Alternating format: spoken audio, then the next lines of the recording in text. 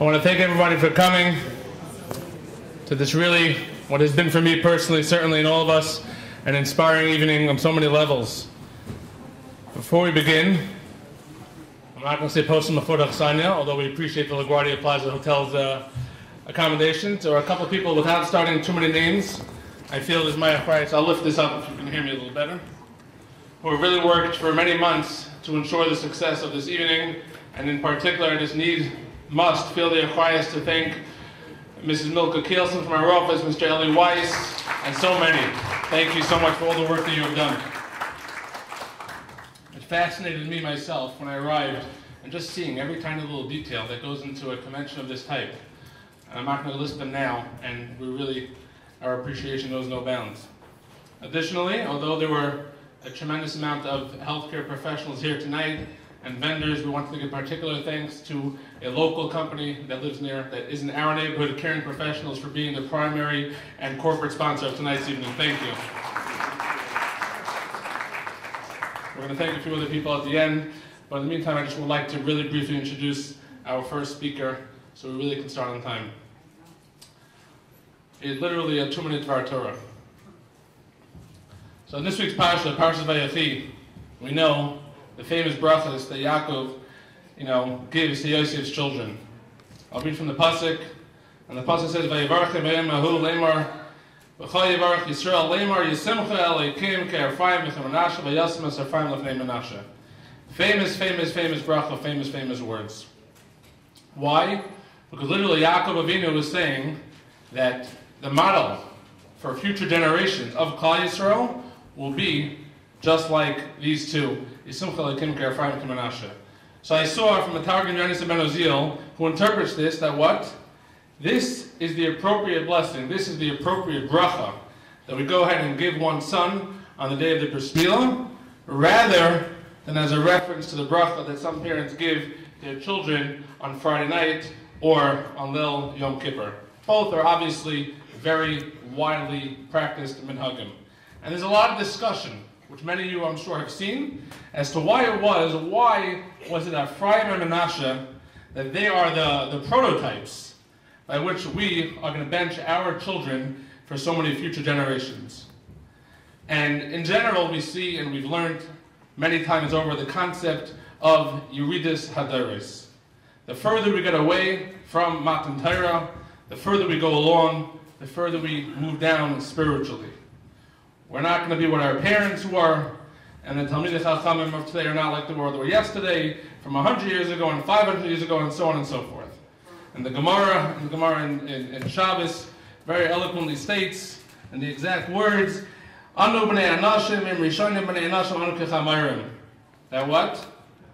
If the previous generations were like malachim, were like angels, then we are human. And if the earlier generations were human, then we are like donkeys. There is one single exception to this rule. What was it? Yaakov went ahead and he made Ephraim and Menashe just on par, just like Reuben and Shimon, as the pasuk states. He said that what? That they are equivalent to the generation that preceded them. They were not just like his grandchildren. Ephraim and Menashe were like his own children. And what is this? What are we saying? What were the Targum Yonis Ben Oziel trying to tell us? Why is this the appropriate bracha that we go ahead and give when our children are brought into this world? And the reason is we want to bless our children, that they not be on a lower level than ourselves, but hopefully, at the very minimum, at the very least, they should be the same level as their parents. And just like Ephraim and Menashe were equivalent to the previous generation, Reuben and Shimon, so too, may this son, may this new boy that's being brought into the world, should be at least equivalent to the generation he's coming from, and not, I would say, suffer or not experience Yuridis Hadaros. What is my point this evening? In the months leading up to this event and seeing throughout the evening tonight, if there's one common denominator I can humbly say, and I know and I understand that I'm younger than many and most of the people in this room, but the one thing I saw tonight, literally of so many of you running through the hallways, is that we want one thing. And I speak for myself as well, obviously. We want to be there and take care of our parents. We want to be Mekayim the mitzvah of Kibbud Av V'Em to the umptieth degree, to 120%. And that is our duty and that is our Achiezer. Why? Because one day, we hope and we want that our children will be the same. And our children will be there for us, because that's what Messiah is all about. And that's what passing on the torch, so to say, is all about. That we are a nation, we are a Jewish people that takes care of each other, and a paramount on top of that list, we must be there for our parents, and that is what tonight is all about. Without further ado, the first speaker, I have a very, very humbling privilege of calling up a cousin of mine. I don't know if it's appropriate, but I call him a dear, dear chaver who I turn to consult with so many times throughout the year. And he's somebody literally, I don't need to give him too long an introduction, he won't appreciate it, that lectures and speaks literally throughout the country and throughout the world. And he flew in tonight, he's flying back tomorrow morning. I'd like to ask everyone to give your attention to Rabbi Ephraim Shapiro from Miami Beach.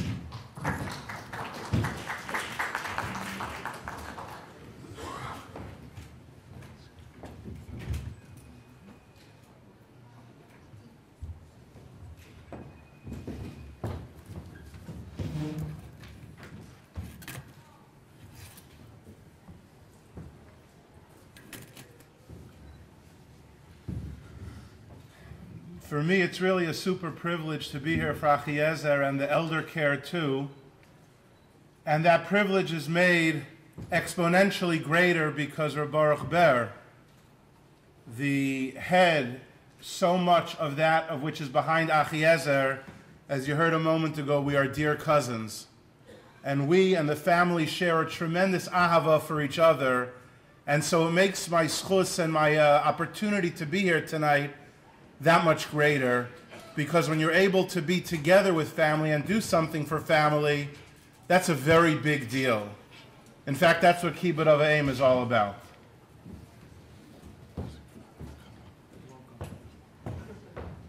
Sorry.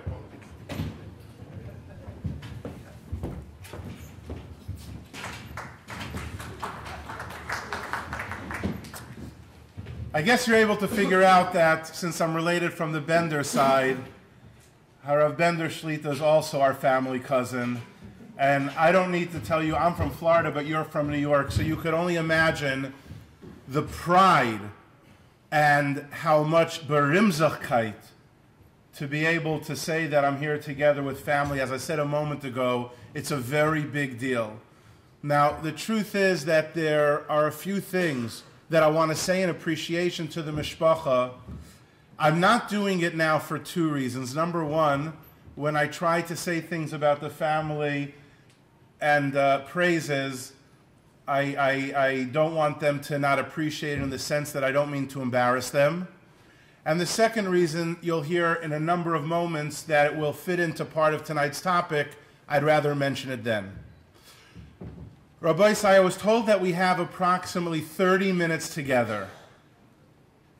And to be able to speak on this topic after you went to a number of sessions, concurrent sessions, ultimately to end, to come together to see what we can learn about the mitzvah of Kibbud Av V'Em, in a half hour I'm going to attempt to try to give over 4 or 5 points. I want to make it clear from the beginning that when I worked on these points, and I worked on them very, very hard, in great, great depth, I realize some of the points may apply to everyone.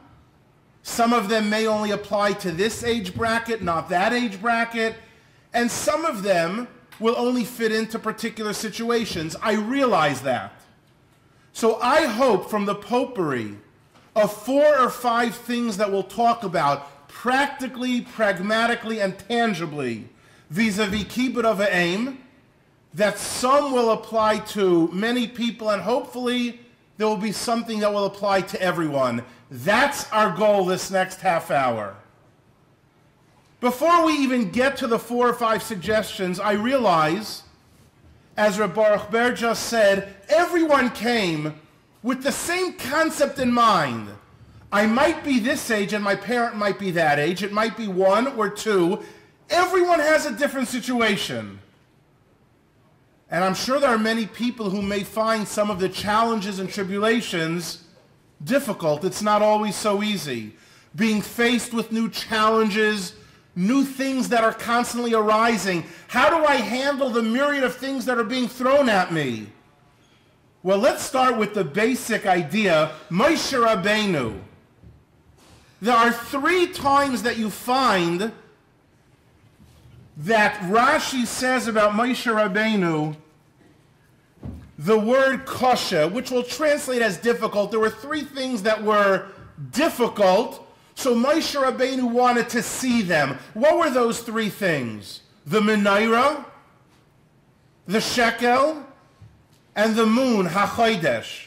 And the Mefarshim say, what's the first letter of those 3 words? Menorah is a mem, shekel is a shin, and ha-chodesh is a hey. And that spells the name Moshe, mem, shin, hey. And the Mefarshim tell us that's deliberately to teach us. Moshe is given his name because when you can overcome a difficulty, when you could rise to the challenge of a trial or a tribulation, that's your essence. Essentially, that defines you. Hence, the greatest name is the name Moshe, because as we said, it's the acronym for the 3 things that Rashi said were difficult. He had to see them, menorah, shekel, and ha-chodesh. So before we even get to suggestions, we should tell ourselves how we do under duress, how we do under a difficult... I've never been faced with this challenge before. Remember the name Moshe. It defines you.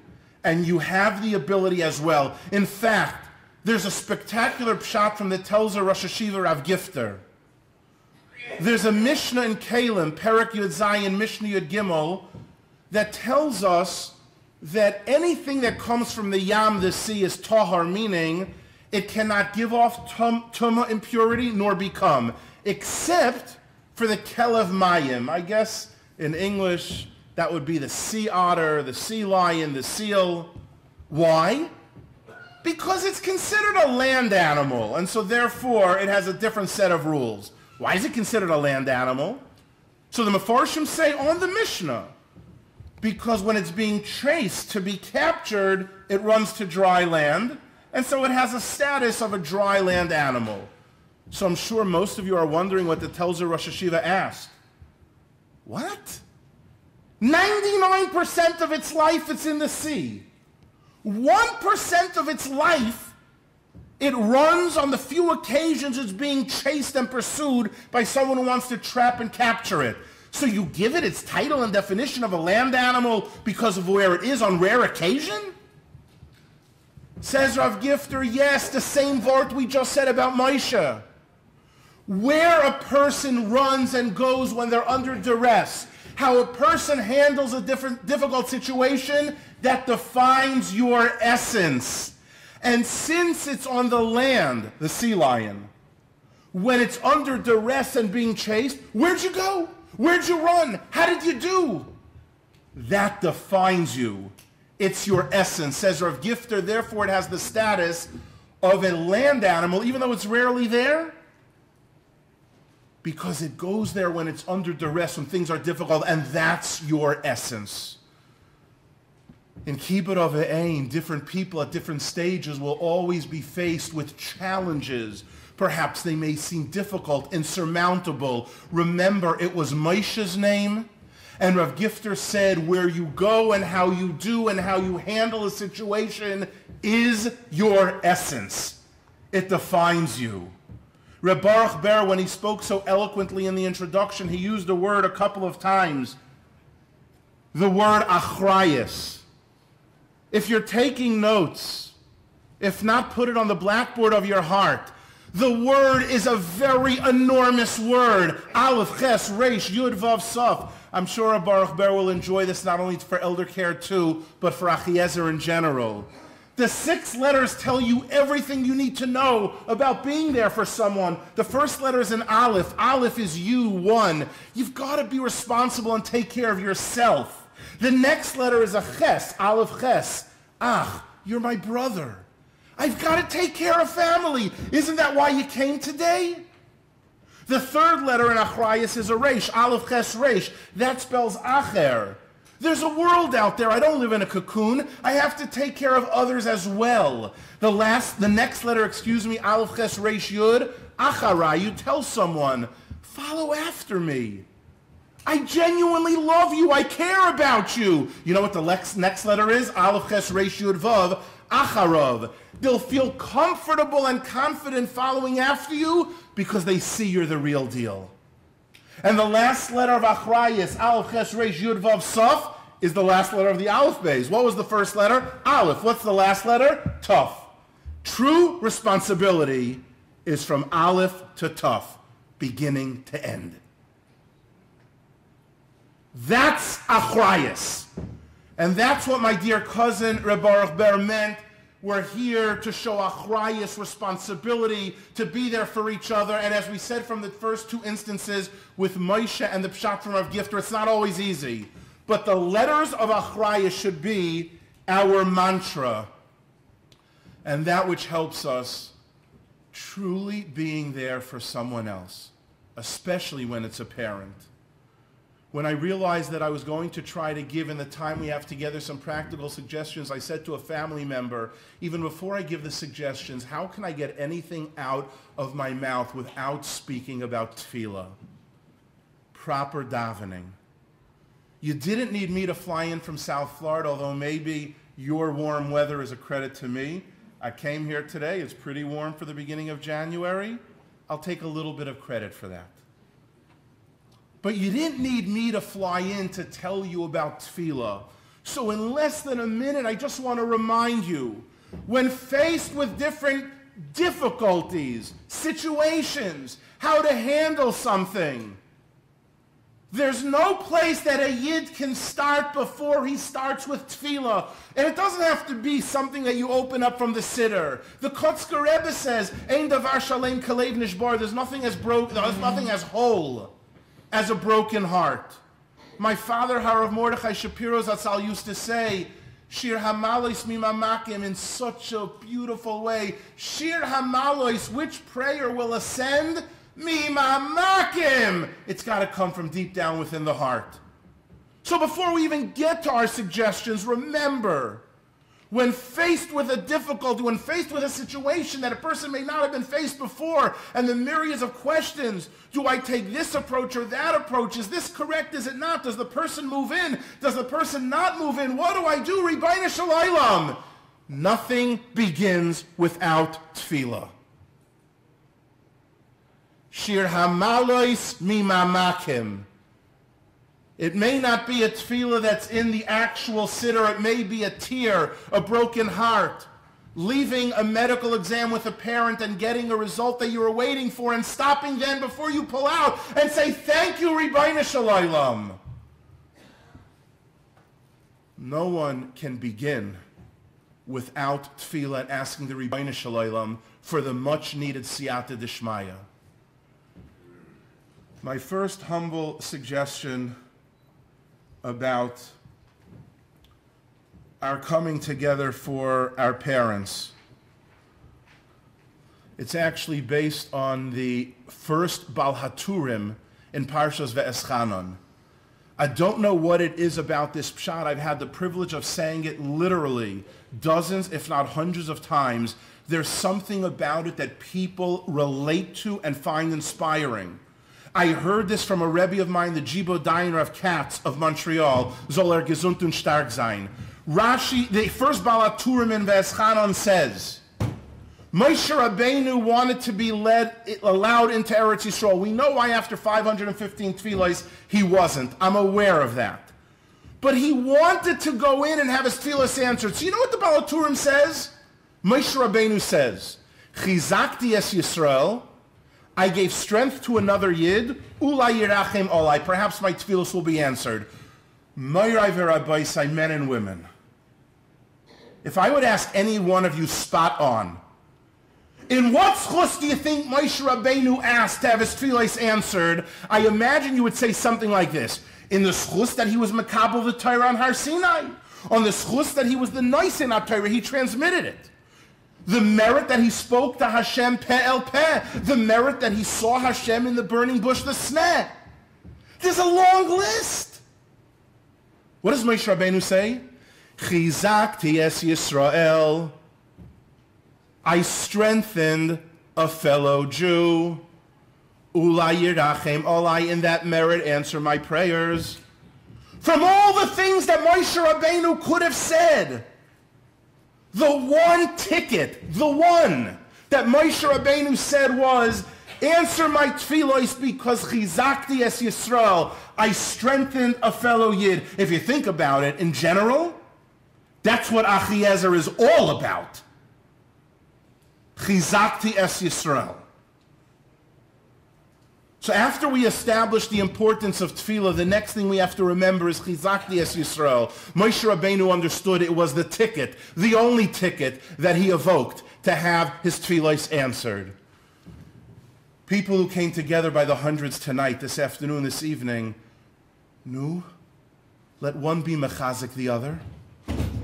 Of course, we know there's strength in numbers. Maybe you're going through a situation and now you realize that if you share it perhaps, of course, in a dignified and proper way with someone else, maybe a call, a visit, let's each be mechazik each other. We spoke about the importance of tefillah, but now the next level is, I actually went through a similar situation, perhaps. Let me give a phone call and see if they need a little bit of advice from me, a listening ear.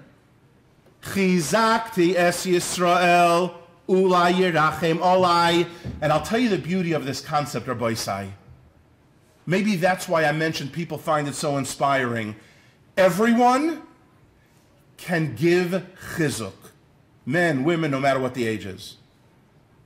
And everyone needs chizuk. Don't let anybody tell you differently. Anyone can provide it, and everyone needs it.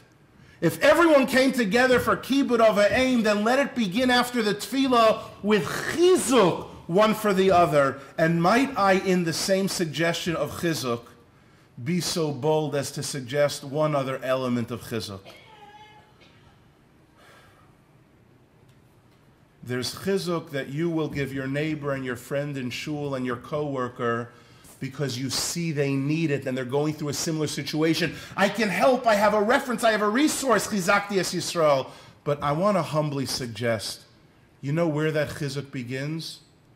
In the family itself.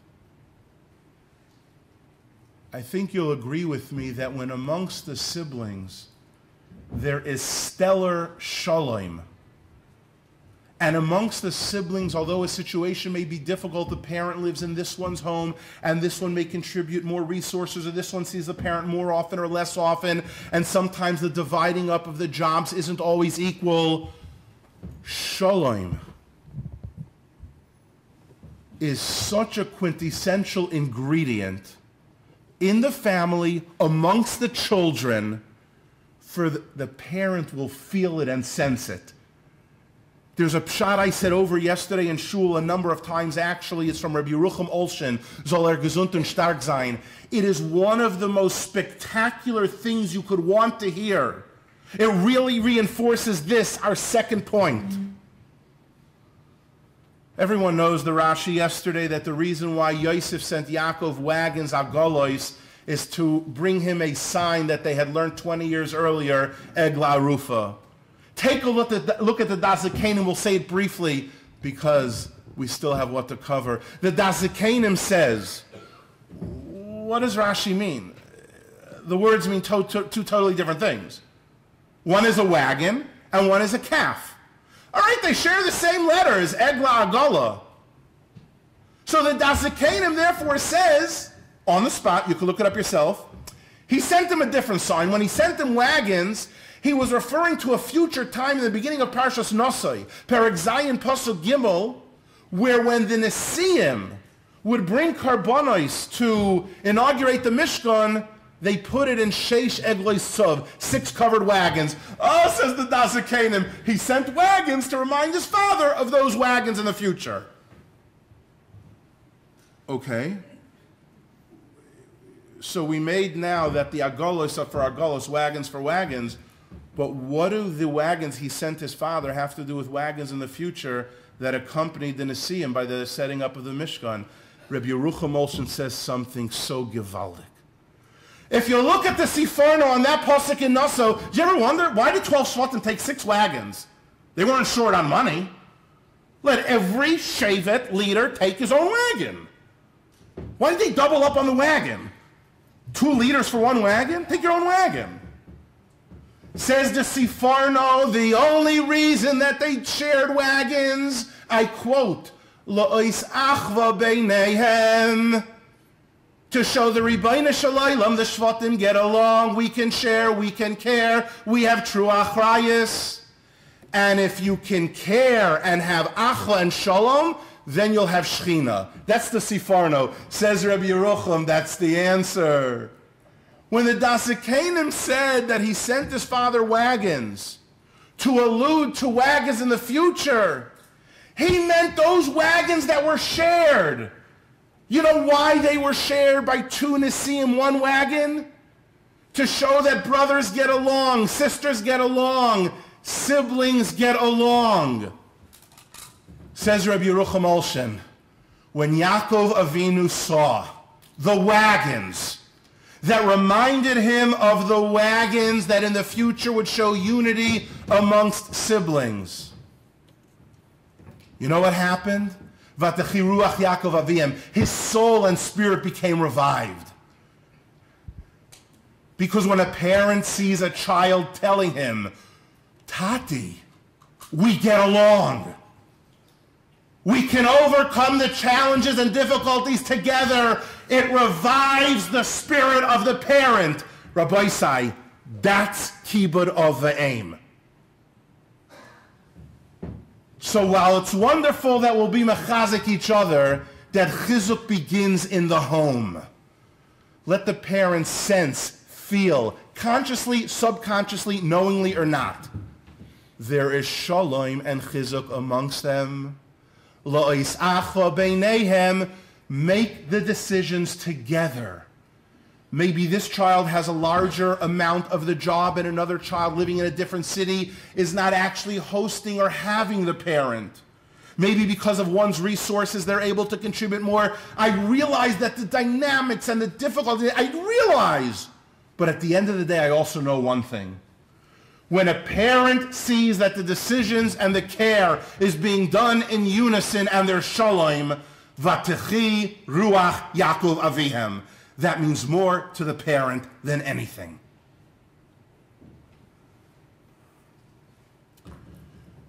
There's another critical reason that you have to make sure we leave here inspired, doing as much as we can to fulfill Kibbud Av V'Em. I told you earlier, I want to say something about my cousins on a very personal level. And I deliberately waited till the third suggestion, idea I should say. There is a sefer that some of you have heard me speak about before called Imre Mordechai. Of a nephew of mine has been working 7 years on a lot of Torah of my father's Atzal. I'm happy to say that last week the sefer was actually completed, and while most of the volumes have not made it to America yet, he sent me one for Zayis Chanukah. It's a treasure to have a sefer of my father after he worked on it for 7 years. And there's an entire section towards the back of the sefer, Hespedim eulogies that my father gave. There's a eulogy that he gave on Rebbetzin Basha Bender, the Rosh Hashiva's mother, almost 19 years ago. I went through it with my nephew last night. There's a paragraph that literally had me shaking, and I would tell my father, you said it 19 years ago about Rebbetzin Bender and her children. But I would tell my father, Tati, look how true it is almost 20 years later. And this is suggestion number 3, why Kibbud Av V'Em is critical. In an absolutely moving and poignant hesped my father gave on the Rosh Hashiva's mother, Rebbetzin Basha Bender, he's speaking about the Rebbetzin and Rabbi Bender's father who was nifter so many years earlier. Their Mesiras Nefesh for Klal Yisrael. I'll paraphrase because we only have 10 minutes left together. Their Avas Yisrael, their Mesiras Nefesh, story after story about what Rebbetzin Bender, the Rosh Hashiva's mother, did to help a fellow Yid. And then my father in the final paragraph says that Reb David, the father, and Rebbetzin Basha Bender, their entire life was Mesiras Nefesh for Avas Yisrael. I'm paraphrasing. to do faryenim, mamish, to only do for someone else, story after story. And then my father says, let me ask you, could there be greater chinuch for a child to see than that's the way that a mother lives and breathes and walks and talks? That's her reason for being? And then my father says, talking about the children of Rebbetzin Basha Bender, he refers to them with an expression I think is fabulous. The children of Rebbetzin Basha Bender, he says, are Klal Yisrael Yidin. You know what a Klal Yisrael Yid means? That you care about everybody. And the only reason I'm not being myrich about the Rosh Hashiva Shlita is because he truly doesn't appreciate it. Not to mention, I'm coming back for Shabbos to his Yeshiva Darchei Torah, and I still want to be invited back this Shabbos. Someone asked me, oh, really? You're staying the week until Shabbos? I gave him my family and wife's phone number back in Miami. No, I'm leaving in the morning and coming back Erev Shabbos. But since I want to be welcomed back, I won't be Myrich. But my father says, take a look at all the children. When they see that example, they become Klal Yisrael Yidin. And this is really what shook me to the core. He says, you know what a Klal Yisrael Yid is? They give of their time. They give of everything that they are. And then he says, I'm translating in English, they worry about everyone. Those that are needy, those that are less fortunate, those that are handicapped, those that have restrictions, those that have disabilities, be it emotional, physical, psychological, mental. That is what a Klal Yisrael Yid is. My father said this almost 20 years ago, explaining why all of the Bender children are who they are, because that's what they saw by Rebbetzin Basha Bender. And I thought to myself, but now look at the next generation. Maybe you always spend your time with Achiezer, but I can tell you as an outsider, we're jealous. We're in awe. Achiezer has got to be one of the greatest gifts of this century to Klal Yisrael. That's a fact. And in large part it's because of my cousin, my dear Yedid, I love so much, or Baruch Ber Bender. Maybe Taki give a round of applause, appreciation. I am sure my father would say that when your parents and children see it, the next generation becomes Klal Yisrael Yidin. Look at him. Look at Achiezer. Look at his siblings. So idea and suggestion number 3 is, you want to know why we should be mechazik each other and taking care of a parent? Our children are watching. We want them to become not only Klal Yisrael Yidin, but Yidin who will see there's nothing like taking care of a parent and how important it is. Rabbi Isai, we could have spent the entire half hour on only that. I'm begging you, don't underestimate the power of your children, families, seeing how you take care of parents with patience, with love, with dignity and respect. Let the children see. We'll also be zeichet to families of Klal Yisrael Yidin, like the 3 or 4 generations I just mentioned. I say 4 because I'm going back to the Rosh Hashiva's grandfather, Rebbe Ephraim Bender. And of course, many generations. Might I just add before we go on to the next one very quickly, only because I see people are writing notes. It's Kedai. I was in Chicago a few weeks ago. This was first told to me by our Mechutin Reb Moshe Schmelzer, and then I had a chance to see it inside. Actually, it works much better if a person would have the visual in front of them. We don't have that opportunity, and since there are only a few minutes left, we'll only mention a part of it. Somebody went and asked Reb Chaim Kanievsky. Kibbud Av V'Em is one of the things about which it says that if you honor your parent, then when you become a parent, they will honor, your children will honor you as delectably and magnificently as you honored your parent. They asked Reb Chaim, where do you see that in the Torah? That if a parent honors a child, then the child, when he becomes a parent, will get that same beautiful love, awe, reverence, and respect from the child. Reb Chaim said, the Makor, where you see in the Torah Kibbud Av V'Em, is from Esav. And Parshas told us, it says, Vayove la'avid. He brought his father delicacies, Kibbud Av V'Em. Rabbi Isai, They asked Reb Chaim, how do you know that reciprocity, you'll get back what you give? Reb Chaim says, what do you mean? Write on the paper the words, Vayave la'aviv, Vayave, Vav, Yud, Vez, Aleph, la'aviv, Lamed, Aleph, Beis, Yud, Vav. It's what's called a palindrome. Vayave la'aviv is spelled exactly the same. Believe me, it's in both directions identically. It's a palindrome, right? The English one is race car. The famous one is tzedakah, v'nasnu, vav nun sof nun vav, you get it back. Reb Chaim said that you see from Kibbud Av V'Em that when you do it for a parent and you become a parent, you'll get it back. They'll see, they'll learn from the example. The proof is in the word Vayave la'aviv, vav yud vez aleph lamed aleph beis yud vav. It's a palindrome in both directions. I feel badly time is so short because maybe for a different time, they asked Reb Chaim, this is just to whet your appetite a little bit, they asked Reb Chaim all the other things about which it says reciprocity, you get it back, and Alam Akomi answered them where it's found in the Torah, and that they're all palindromes. When they asked Reb Baron Leib Steinman, soll gesund und stark sein, how does Reb Chaim do that? He gave an answer, and he compared it to the most spectacular and sensational mashal you ever want to hear, but maybe that's for a different speech for Achiezer.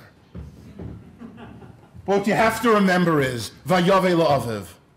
Give it to your parent, and Be'ezras Hashem, the children will see the reciprocity, the love, the awe, the respect, the reverence will be there.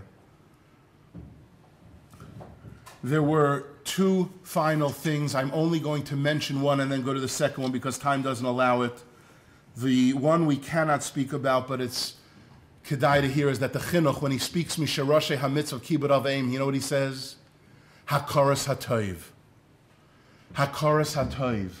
My father brings down in the Sefer pages and pages. We are clueless as to the depth and magnitude and quantity and quality of how much Hakaras HaToiv we have to have for parents. That's one of the reasons that we are obligated in this mitzvah.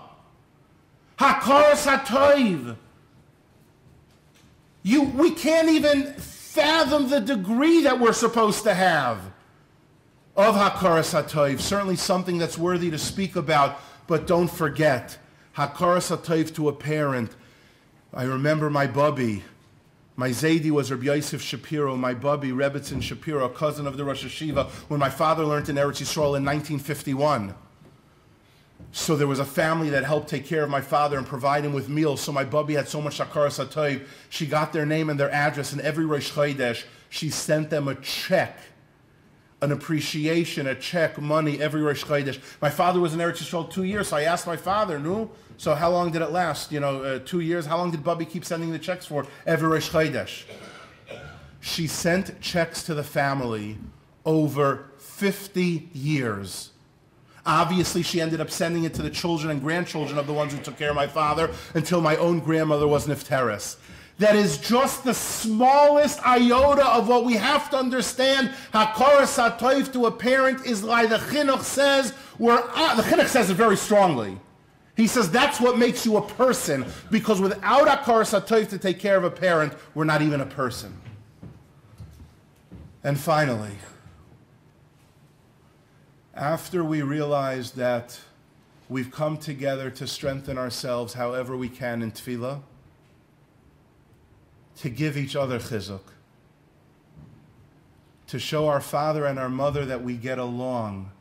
The decisions may be difficult and everyone's faced with their own challenge, but let the parents see shalom, so the parent could say, Vatechi ruach, I feel my soul and spirit revived. It's not always easy. Remember the name Moshe. He was given his name precisely because of the difficulties. As Rav Gifter says, that is what defines us. Perhaps one of the primary reasons to make sure we have such stellar and exemplary Kibbud Av V'Em, because our children are watching. As we clearly spelled out vis-a-vis the Bender Mishpacha, all their generations. My father said they are Klal Yisrael Yidin. 20 years ago he said it means taking care of those, which exactly Achiezer is doing 20 years later. Vayove la'aviv, please God, when the child becomes a parent and a grandparent, they will be taken care of. And remember, what makes us a person is to show father, mother, daddy, mommy, abba, ima, the hakaras hatoiv. That, says the chinuch, is what makes you a mensch. When it's easy, when it's not, when it's difficult, whatever it might be. And the last concept, and with this we'll conclude. When things come up, you know better than I do the importance of asking a she'ela, the importance of going to a rav or to a rebbe or to a mechanech or to a rebbe, whoever it might be, and speaking and seeking das Torah is critical. The children may be able to make decisions, and one may think it's the end-all, be-all. Ask a she'ela. Ask. In fact, let the children see that when it comes to your parents, you won't make a move without das Torah, or certainly utilizing everything that Achiezer and their staff has to offer. Might I add, when I just said about ask a shaila, I hope you'll agree with me when I tell you that the next 30-second nugget, I felt it was worth coming from Miami just to share it with you. I heard it a few months ago. You're welcome to use it at any occasion you want. It's such a golden pshat. In Hazinu it says, Shalavicha v'yagedcha zikeinecha v'yoimru loch. Literally it means, ask your father and he shall tell you, ask your grandfather and he'll relate it to you. I came from Miami to tell you a different pshat. Shalavicha v'yagedcha zikeinecha v'yoimru loch. You know what it means? When a child, shalavicha, goes and asks his father a question, v'yagedcha, and what the parent tells the child is, zikeinecha, go ask Zaidi, go ask Bubby, v'yoimru loch, and see what they have to say. That's a family. That's Klal Yisrael. That's where you'll have hemshech hadayros. Let them see when a child comes to you, you know, get the Messiah. Go ask Zaidi, go ask Bubby. Besides the fact it makes them feel great. It makes them feel needed. It makes them feel that they have a strong purpose. Never forget the words I just told you. Shalavicha, when a child says, I have a question for you. V'yagedcha, you know what you should tell the child? Zikeinecha. Go ask Bubby, Zaidi, Saba, Safta, Oma, Opa, v'yoimru loch. Hear what they have to say. Ask them. Connect. Hemshech hadayros, Messiah, where you can. Don't pass up on that pshat. Ask shailas to das Torah. It will make an indelible impression. And tell your children, go to parents and grandparents, because there has to be a hemshech hadayros. And be'ezras Hashem, it will also have the added benefit that the person, the parent, the grandparent will feel so special, so needed. They have a purpose. How often someone says, oh, I'm still needed. I'm needed for this. I can do this. It's worth more than anything in the world. Let us merit the bracha of the Satmar Rebbe. After we daven and realize difficulties define us, we do it for Hakaras HaTov. We do it for our children. We ask das Torah. Will be'ezras Hashem have such stellar Kibbud Av V'Em, will have the bracha of the Satmar Rebbe. Kabed es avicha v'esimecha, says Rabbeinu Yoel Leman Yarichon Yamecha. You think it means honor your father and mother so you could have longevity of days. No. Says the Satmar Rebbe. Kabed es avicha v'esimecha. When you honor your father and mother, and you connect with them, and you help them, and you show your children the Messiah that they're all about, you're essentially connecting to your grandparents, and their grandparents, and their bubbies and zaydis. So your passport may say you're 52 or 68. But when you honor your father and mother, you bridge 10, 12, 15 generations. Leman yarichon yomecha. Your spiritual passport says you're 650. Azay zok the Satmar Rebbe. Pile, pile, pile, ployim. And that's my bracha to every one of us. We should be zoicha Kabed es avicha v'esimecha, by honoring our father and our mother together with unity, with siblings, however we can, and showing our children what it means. They'll connect with our parents, they'll connect with grandparents. We'll essentially be connecting to the 18th century and the 16th century. L'man yarichon yamecha, today you have connected with 10 generations, and that, Rabbi Sai, is a big deal. Let us merit through Kibbud Av V'Em, Arichas Yomim, Toivim V'Shonim. We should be Zoicha that for all of the Kibbud Av V'Em, our Avinu Shebashamayim, our Father in heaven, the Ribbono Shel Olam, will be so proud that we'll be able to share Yiddish and Nachas and Simchas with each other, Gesundheit.